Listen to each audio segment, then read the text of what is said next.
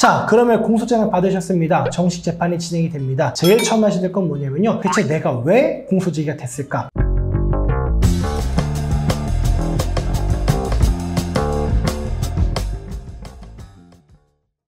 네, 안녕하십니까. 형사전문 변호사 용석호 변호사입니다. 지난 시간에 고소장 받았으면 앞으로 벌어질 일들에 대해서 한번 설명을 드렸는데요. 오늘 이 시간에는 공소장 받았으면 앞으로 벌어질 일들에 대해서 한번 설명을 드려보도록 하겠습니다. 공소장이라는 게 뭐지 싶으신 분들이 있을 건데요. 고소장은 많이 들어봤는데 공소장은 뭐야? 이렇게 싶으신 분들이 있을 겁니다. 공소장이라는 건 뭐냐면요, 당신 혐의가 있습니다. 그러니까 재판을 받아야 될 것 같아요 라고 하면서요, 사건을 검찰 단계에서 재판 단계로 넘기는 겁니다. 이전 영상에 말씀드렸는데 사건이 경찰에서 시작이 되죠. 그런 다음에 검찰에서 수사를 종결을 합니다. 그런 다음에 기소를 하면 사건이 법원으로 가는 겁니다. 사건을 검찰에서 법원으로 넘길 때 쓰는 서류를 바로 공소장이라고 합니다. 공소장을 받아보면 뭐가 나와 있냐면, 첫 번째, 내가 어떤 죄를 지었다, 죄명 나와 있습니다. 두 번째, 내가 그 죄를 어떻게 졌다 라는 범죄 사실이라는 공소 사실이 대략적으로 나와 있습니다. 이 두 개가 나와 있습니다. 자, 공소장을 받았습니다. 법원에 언제 가야 될까요? 라고 물어보신 분들이 많은데요, 거긴 나와 있지 않습니다. 그거는 뭐냐면은 검찰에서 법원에다 넘기는 거예요. 그러니까 법원도 그 서류를 받은 다음에 이런 사건이 접수가 됐네, 그럼 어떤 재판부에 사건을 처리해 라고 해 사건 배당이 이루어질 거고요. 그러면 그 재판부에서 이런 사건이 들어왔네, 우리 재판부가 사건이 많으니까 당신 사건은 언제 우리가 재판을 열어야겠어 라고 하면서요, 공판 기일을 지정한다라는 걸요 나중에 추후에 다시 보내줍니다. 그러니까 공소장을 받았다라는 거는 내가 언젠가 곧 재판이 열릴 거야 라는 걸 의미할 뿐이지, 내가 재판이 언제 열릴지는 아직은 모르는 상황입니다. 그리고 공소장이 오면서 의견서 내세요 라고 해서 같이 오는데요, 그 의견서 반드시 내야 됩니까? 뭐 며칠 이내에 내라고 돼 있는데 못 냈습니다, 어떡하죠? 라고 걱정하시는 분들이 진짜 많은데요, 그 의견서는 내지 않아도 무방합니다. 그러니까 그거는 안 내면 반드시 불이익을 주겠습니다 라는 의견서가 아니고요, 법원에서 재판을 진행을 할 때 그런 의견서가 있으면은 재판 진행에 있어 조금 더 수월하고 편하니까 제출하세요, 참고용으로 내라고 하는 거지 반드시 내야 되는 것도 아니고 기일을 반드시 지켜야 되는 것도 아닙니다. 그러니까 그런 것들에 대해서 나 이거 반드시 제출해야 되나? 시간 놓쳤는데 어떡하지? 이런 걱정들은 하지 않으셔도 될 것 같습니다. 자, 공소장 받았습니다. 제일 먼저 확인하셔야 될 게 뭐냐면요, 이게 정식 재판에 넘어갔다는 공소장인지 아니면 약식 명령이 됐다는 건 이 둘 중 뭔지를 확인하셔야 됩니다. 공소장을 받았다라고 한다면 앞으로 정식 재판이 진행될 거예요. 그럼 정식 재판이 아닌 것도 있습니까? 물어보실 텐데, 네, 있습니다. 그걸 바로 약식 재판, 약식 명령이라고 합니다. 정식 재판은요, 우리가 여러분 법정 드라마 보시면 앞에 판사 앉아 있고 옆에 검사 앉아 있고 반대편에 피고인과 변호인 앉아 있고, 검사가 막 얘기하고 변호사도 얘기하고 판사가 물어보면서 이거 정말 했습니까? 증거 뭐 있습니까? 이런 것들을 바로 정식 재판이라고 합니다. 공소장을 받았다라고 한다면 이런 정식 재판이 벌어질 건데요, 내가 공소장을 받지 않고 약식 명령 받았다라고 한다면은, 약식 명령은 뭐냐면은 검사가 봤을 때 혐의가 인정이 돼요. 그런데 비교적 혐의가 가벼워요. 굳이 정식 재판하느라 다 모여가지고 재판하지 않아도 될 것 같아요. 그냥 벌금 정도 내면 될 것 같습니다. 그럴 때 검사가 이 서류들을 보고, 판사님 이 사람 죄가 있고요, 증거가 이거 있습니다. 그런데 굳이 우리 다 같이 모여서 재판할 필요 없을 것 같고요, 피고인도 굳이 뭐 변호사 선임해서 오라고 하고 시간 빼서 법정에 오라고 할 필요 없을 것 같고요, 그냥 벌금 한 500만 원 정도 내면 될 것 같습니다 라고 해가지고 서류 맨 위에다가 벌금 500만 원이요 라고 해서 법원에 보냅니다. 판사가 보고 적당합니다, 도장 꽝 찍어서 내주면은 끝나는 거, 이걸 바로 약식 명령이라고 합니다. 그러니까 내가 만약에 공소장을 받은 게 아니라 약식 명령을 받았다라고 한다면요, 원칙적으로는 내가 재판에 직접 가가지고 하실 필요는 없습니다. 다만 내가 그거에 대해서 무죄를 다투겠다 라고 하면은 약식 명령을 받은 다음에 정식 재판을 청구를 할 수 있고, 그러면 다시 정식 재판, 처음부터 정식 공소제기가 됐던 것처럼 정식적인 재판이 진행이 될 겁니다. 자, 그러면 공소장을 받으셨습니다. 정식 재판이 진행이 됩니다. 제일 처음 하셔야 될 건 뭐냐면요, 대체 내가 왜 공소제기가 됐을까? 경찰, 검찰 단계에서는요, 상대방이 어떤 자료를 냈는지, 내가 얘기한 거에 대해서 상대방이 뭐라고 반박했는지 볼 수 없습니다. 알지도 못하고요. 그런데 재판 단계에 넘어갔으면요, 검사가 나는 분명히 무혐의를 주장을 했음에도 불구하고 아니야, 당신 혐의가 있어, 왜냐면 이런 증거들이 있기 때문이야, 피해자가 이런 증거들을 냈기 때문이야 라고 결정을 한 이유가 있을 거잖아요. 그런 것들 내가 확인해 볼 수 있습니다. 그러니까 공소장을 받았다라고 한다면 내가 제일 먼저 해야 될 거는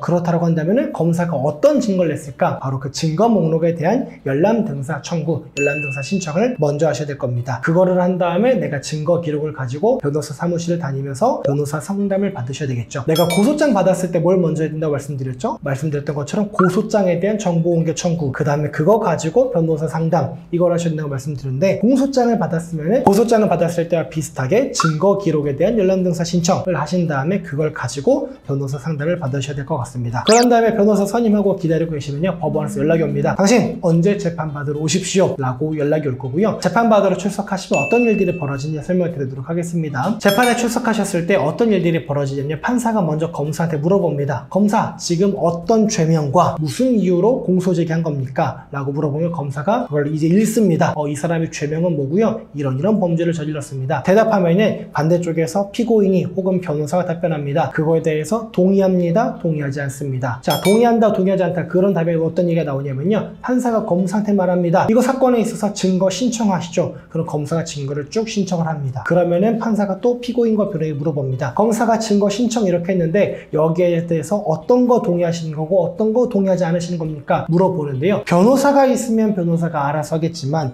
변호사가 없으면 일반적으로 혼자 진행하기 어려울 거잖아요. 그럼 이쯤 되면 판사가 물어봅니다. 국선 변호사 신청하시겠습니까? 거기에 대해서 네, 국선 변호사 신청하고 싶습니다 라고 대답하면 판사가 그러면 국선 변호사 선정을 위해 가지고 재판 기일을 다음으로 미루도록 하겠습니다 라고 해서 그때는 끝나고, 그런 다음에 가만히 있으면 집으로 연락이 옵니다. 국선 변호사로 누구누구누가 선정이 됐습니다. 통지서가 오고, 그러면 그때 변호사님과 전화하셔가지고 내가 사건에 대해서 지금 어떻게 대응해 나가고 있다 라는 어떤 입장에 대해 설명해 주시면 변호사님이 붙어서 대응을 해 주실 겁니다. 만약에 변호사가 선임이 되어 있는 상태로, 사선 변호사가 있는 상태로 재판을 받았다고 한다면 변호사님이 공소사실, 그러니까 그 죄에 대해서 저는 인정합니다, 부인합니다 답변하실 거고, 그런 다음에 증거 목록을 살펴보면서 증거에 대해서 어떤 증거는 동의합니다, 어떤 증거는 부동의합니다 설명을 할 겁니다. 그러면요, 어떤 증거에 대해서 동의하지 않습니다 라고 변호사님이 말씀을 하면 판사님이 검사한테 그러면은 증거 신청하실 거 있습니까? 라고 물어봅니다. 그럼 검사가 그 증거 목록들을 보면서 네, 증거 뭐 신청할 거고요, 증인으로는 누구 부르겠습니다 라고 답변을 합니다. 판사님이 그러면은 또 다시 변호인과 피고인한테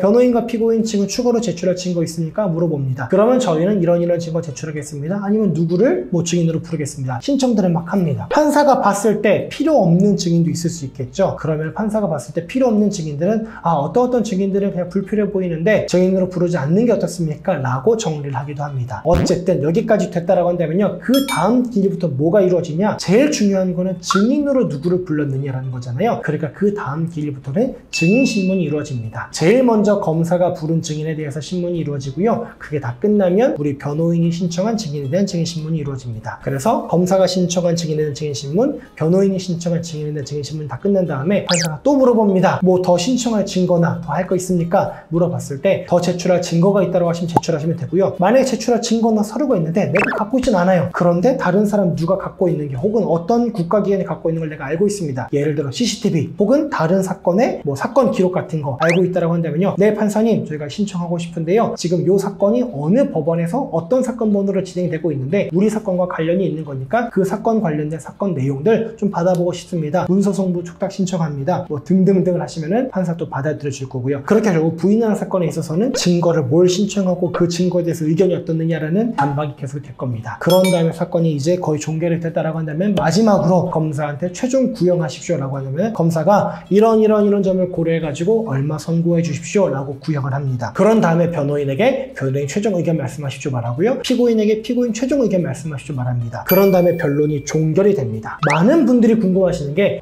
그럼 그날 바로 형이 선고됩니까? 물어보시는데 아닙니다. 변론이 종결이 된 다음에 약 한 달 정도 지나서 선고 기일이라는 게 따로 잡히는데요, 그 선고 기일에 판사가 이런 여러 가지 것들을 고려해 봤을 때 혐의가 인정이 됩니다, 혐의가 인정이 안 됩니다, 혐의가 인정이 되는데 이런 점들 고려하면은 형량은 이렇게 하는 게 좋겠습니다 라는 선고 기일을 따로 잡으니까요, 그 선고 기일에 출석하시면 될 것 같습니다.